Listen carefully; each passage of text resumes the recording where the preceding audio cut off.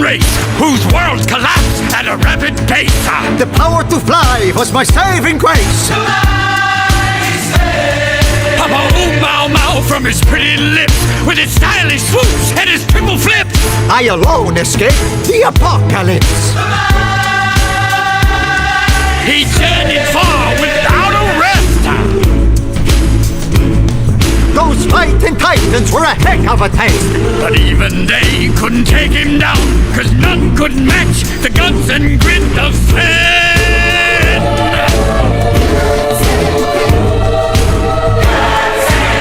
He met the aliens who ruled the seas. They took one look at him and fell to the knees.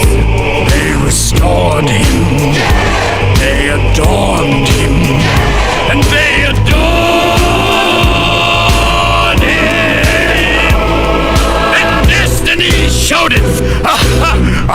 I'm sorry. I'm sorry. It's okie dokie. Don't keep it inside. Bring it out. Destiny showed its kindest face when I was lost in the darkest place. Before I drew my final breath, he delivered me from the thick black death. Bathed and fluffed, all pleasures bestowed. I didn't want to end it. They covered me in a protective robe. There I stood before him, resplendent.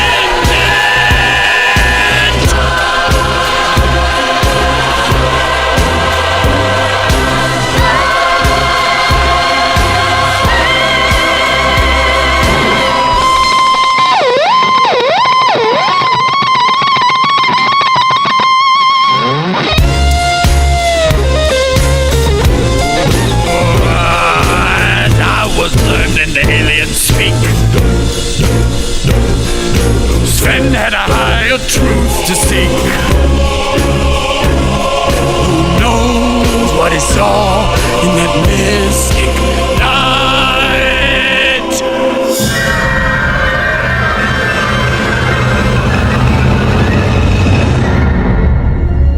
Svense! I've seen our future. What? Yeah, he's calling to me. Yeah. It says, Sven! Sven! Go that way! Quickly! I'm with you! Oh, my sweet eyes! He flies!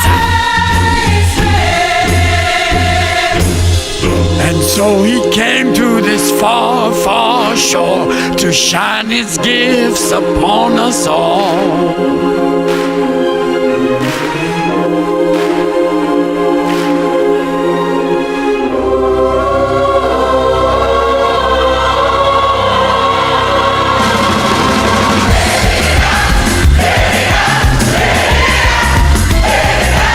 On that day, I took a vow. I said, promises to use my powers only for goody. And I dedicate full time to the creations of a new Dairyland.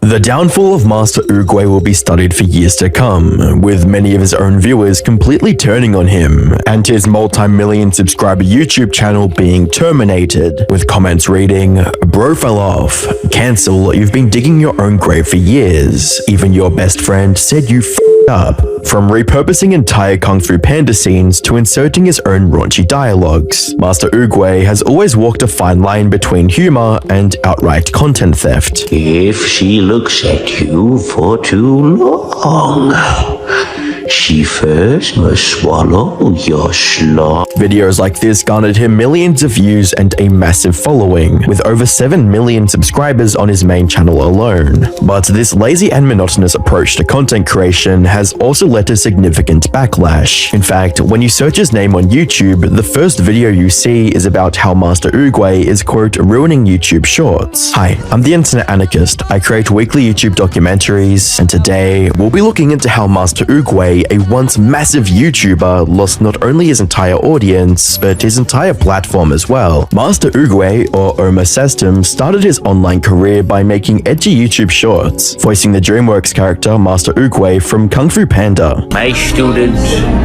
if your Xbox she decides to break,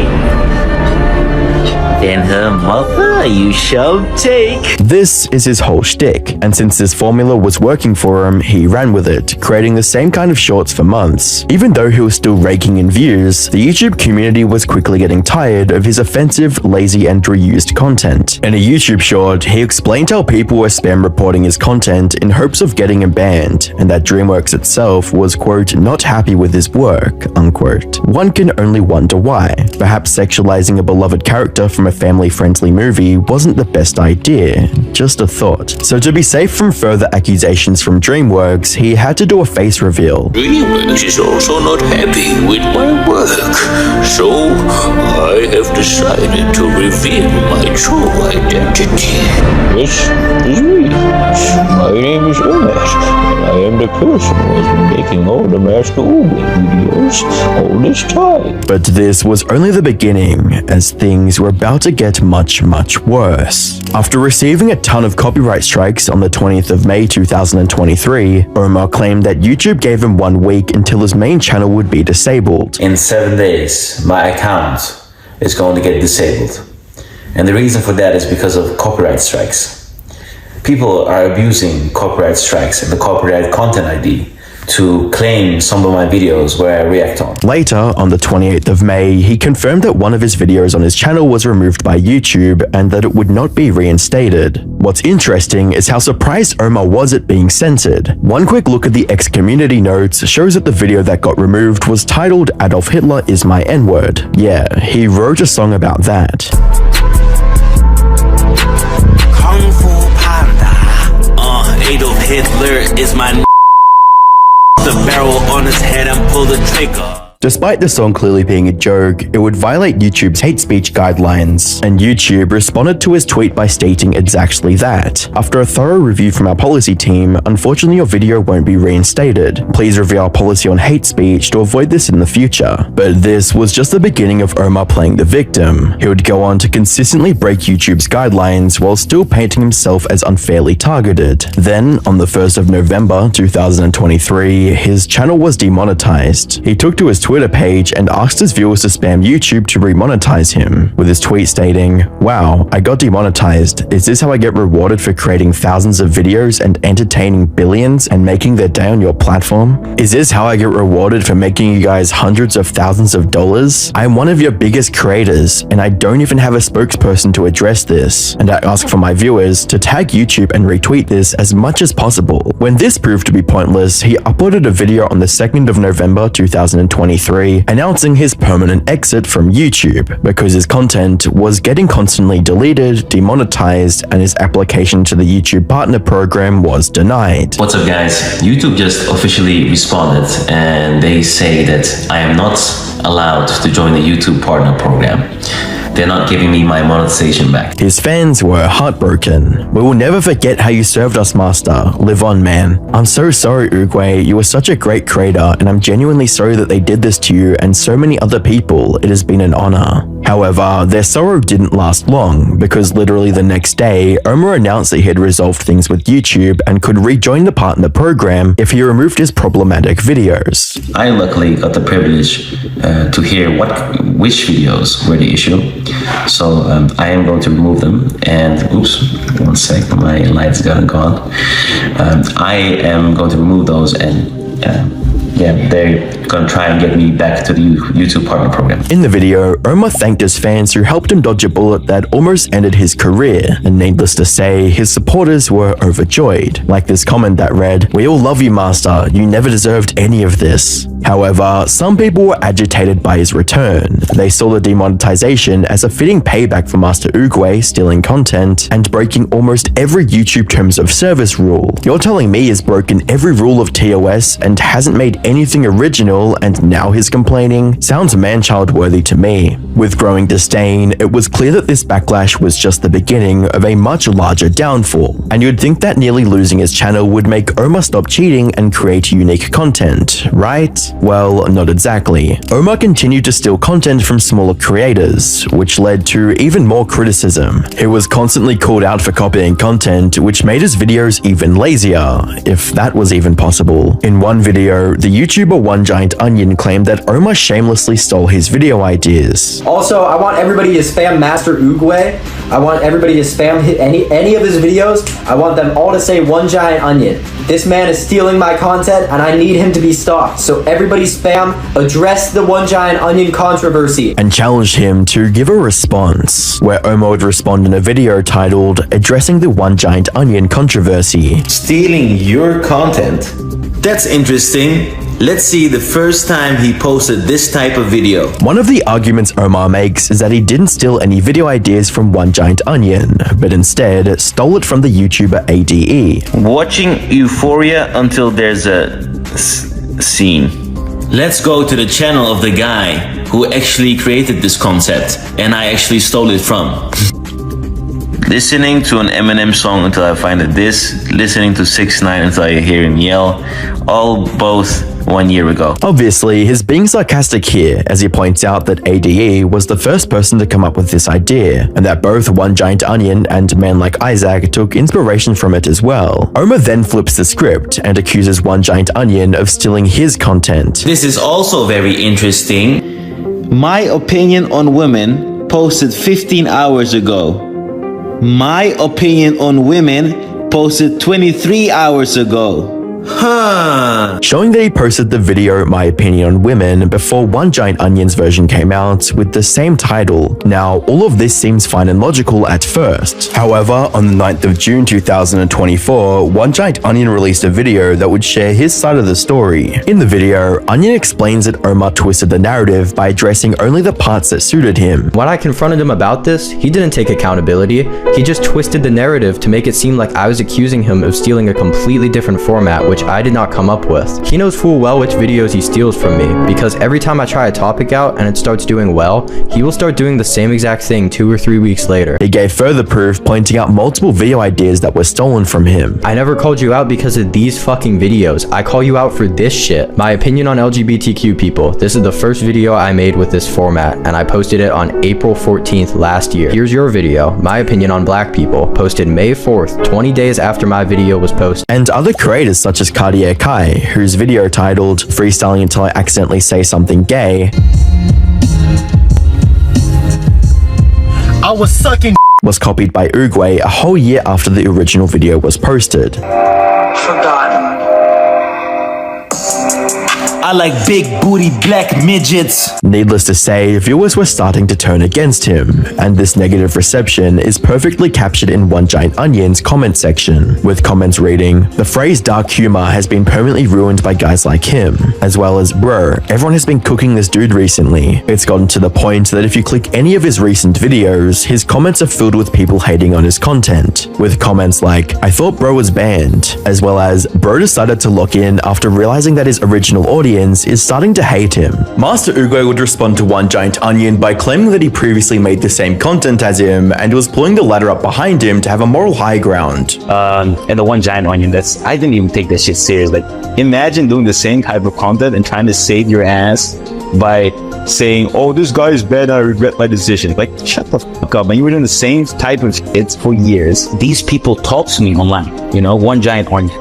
Ben Escherich, the guy who made the video together with John Castellane, they could, if they truly wanted me to stop, they could just send a DM to me and be like, "Hey bro, chillax with the content, because people are gonna start hating you." No, what did they do? They made videos about it and try to defame the shit out of me. That's not because they want YouTube to be a better platform or me to be a better person. They just wanted to have something to talk about and make money and views. That's their whole goal. That's what I think. Because if it wasn't, if they were true, good, kind people, they would truly just send me a message and be like, hey, chillax. Like, seriously, you're going way too far. To make matters even worse, part of his most recent video titled Apology for Falling Off is also stolen from the YouTube channel Freya. I want to apologize For absolutely not giving a fuck! that I'm very sorry and I apologize for the inconvenience of me not giving a By not breaking character, Master Oogway seemingly shot himself in the foot, because what could have been a career-saving apology to the YouTube community devolved into a complete disaster. And to really drive home how much of a total train wreck this video was, let's go through some of Oogway's arguments justifying his brand of quote content. First, Omar talks about the Mr. Bombastic trend where he picks a random funny video of the internet and stitches a clip of his face with it. It's me, Mr. Bombastic Bomba Vanda. His explanation for this low-effort content is that his audience likes watching these videos. I cannot choose what goes viral. What I do is I do things and see what goes viral and then keep doing them. That is my only choice as a content creator because I am forced to do whatever my viewers want me to do. But here's the problem with this argument. With his large following, Omar has the potential to create amazing content that would naturally attract views. He doesn't have to rely on cheap tactics to game the algorithm. Plus, him putting effort into his videos would also show how he respects his audience's time and intelligence. Sadly, if this was the extent of Oogway's problematic content, things would have cooled down much sooner. But this is where the story takes a dark turn. After addressing the Mr. Bombastic trend, Oogway tries to defend his racist jokes as just dark humor. He claims he's not actually racist because he loves exploring different cultures. Another point these people are criticizing me about is my racist jokes. Yes, I make dark humor jokes that I think is funny. I love to do them because I think they're funny. And since I'm getting a lot of views, a lot of people think they're funny as well. Hey Team YouTube, this is proof I'm not racist and I do not condone hate speech. Whilst making racist jokes doesn't inherently make you racist, it would give Oogway's haters enough ammunition to use against him and help sway the public opinion of people who don't know him to instantly perceive him as a negative figure. On the 7th of June 2024, Master Oogway does this. I am truly sorry. I made a severe and continuous lapse of my judgment. You might be thinking, what's wrong here? He's apologizing.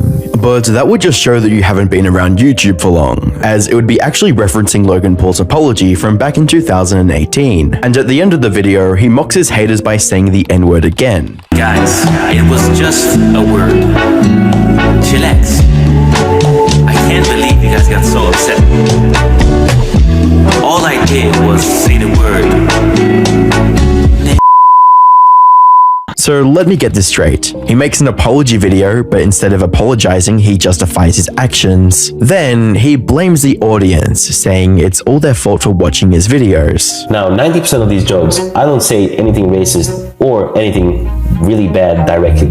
I make you think it. So am I the person with the problem, or are you? The hypocrisy is mind-numbing. One can easily argue that Master Oogway has creative control and authority over his content. If he chose to create more genuine, respectful content, his viewers would likely watch and support that. But to be fair, some of his arguments do hold up. Like when he talks about being unfairly criticized for reacting to memes. Some guy also criticized me for doing reacting content, and that's absolutely crazy because there are maybe a couple million people that do react content, mainly for reacting to memes. It's true that many YouTubers do reaction videos, so we can't single out Omar for doing so. However, just as you think is beginning to address concerns logically, he deflects again and starts defending his repetitive and unoriginal content. They're talking about my main channel because I'm just making memes with the same template. Listen, if it was unoriginal, would it get any views? No. What Oogway fails to understand is views alone aren't an indication of originality. The reason his videos get views is because he employs a strategy of creating short, clickbait videos designed to capture viewers' attention quickly. This method works well, but it uses the same formats and relies on sensationalism rather than true creativity or new ideas. There's a talent in making the same video go viral over. I created a template where I can make a specific dark humor meme all over again with new variations, new new jokes, and they keep doing well because the template is good and the jokes are fun. What's respectable is that he's self-aware and admits to being lazy and unoriginal. His content lazy and unoriginal. If that was about my Mr. Bombastic trend, I would slightly agree. Ugo would seemingly use these short memes to promote his music, using it as the background music of these videos. Kung Fu Panda. My call, she say cuckoo. Kung Fu Panda. My call, she say cuckoo. Kung Fu Panda. My call, she say cuckoo. And just when you think things can't get any worse, he drops a bombshell that would trigger the internet, and resulted in internet users saying he was justifying PDF file allegations. There are some accusations you need to address head-on with solid evidence, or accept your mistake and keep your mouth shut. Instead, Master Uguay tries to explain that his jokes are a form of dark humor. If she is young and blind, you won't have to sneak up from behind. Now, it's definitely a stretch to call him a PDF file because of these jokes. Otherwise, comedians like Jimmy Carr would have been the first on the chopping block. But the difference here is the intended audience. Uguay's content targets young people and teens, which would cause him to receive even more criticism from the internet, as seen with this commentary YouTuber who would call out Master Uguay for making alleged inappropriate comments with his audience. And I think a 23-year-old man at this current time, he's 25 now, shouldn't exactly be making these jokes with literal minors. Even the comment section was highlighting how disturbing it was because there was even a young teenage girl sitting right next to him participating in this crude joke. So, despite this knowledge, he made a tweet in September 2021 promising to give away condoms to his followers, with a tweet reading, "Giving away Uguay to my Twitter followers. Make sure to be followed to win. I shall also follow the winners on Instagram. Good luck, my students." He did the same in his YouTube shorts. A creator selling to his fan base full of children is strange to say the least, and these comments show why. Master Uguay, I've gone down the wrong path as an 11-year-old, and I'm telling my mum to buy this for me. Whilst the majority of the Master Uguay hate came from people not understanding his jokes or taking them literally, a lot of the criticism Master Uguay has been receiving is genuine, constructive, and consistently backed by evidence. And videos that Master Uguay claims were made in rage bait against him actually give him advice on how to turn his channel around. Take for instance, Royalty is his video about the downfall of Master Uguay. Towards the end of the video, Royalty talks about what Omar might be trying to do with his content by stating, I think he's trying to do what Filthy Frank did, which is the method uploading music with the most outrageous lyrics, but it kind of slaps. He compares Uguay to Filthy Frank, who is now an acclaimed artist. Interestingly, Royalty also points out that Omar's music, apart from the problematic songs, shows real potential. For example, his music video Mona Lisa. Know this girl, piece of art, she reminds me of Mona Lisa. Wants to conquer me like she is Julius Caesar. So, branching out into other professions is just one of the many possible paths Omar can take. Even Omar himself praised the video in the comments, stating, "Legit great video. Most critic videos tell lies and mix it with truths, since they haven't really watched my videos and are just joining the hate hype train. But your video is 100% accurate. Respect." Whilst it really seemed like Master Uguay could turn things around and have a fruitful career on YouTube, things would take a sudden turn for the worse, when on the 20th of June 2024, Master Uguay would have his YouTube channel terminated. Following the news of his termination, there were two main responses from the internet. One side was celebrating his censorship and comparing him to a literal nut. The other side would feel empathy for him, losing his main source of income. Whilst Master Uguay would attempt to return several times, every new channel he would make would be quickly terminated. And with the recent controversies of Dr. Disrespect and Chris Tyson, Master Uguay would question why he was banned, and they were left with platforms. But it's safe to say, I don't think this is the last of Uguay that we'll see. Comment below if you think Master Uguay's termination was justified, or if he should still have a platform. 5, 4, 3, 2. Penguins of the world unite. Strength in numbers, we can get it right. One time. We are the part of the Rhythm Nation. With music by our side to break one out the vibes. Let's work together to improve our way of life. This is the test. No struggle, no progress. Lend a hand to help your brother do his best. Let's dance, let's shout. Shake your body down to the ground. Let's dance, let's shout. Shake your body down to the ground. Let's dance, let's shout. Sorry. Lift your head up, 'cause you're a star. Be strong, boy, know who you are. Papa said knock them out. Yeah, I'm gonna knock them out. Papa said knock them out. Come on. Don't call it a comeback. I've been here for years, rocking my peers, putting suckers in fear. I'm gonna take this itty bitty world by storm, and I'm just getting warm.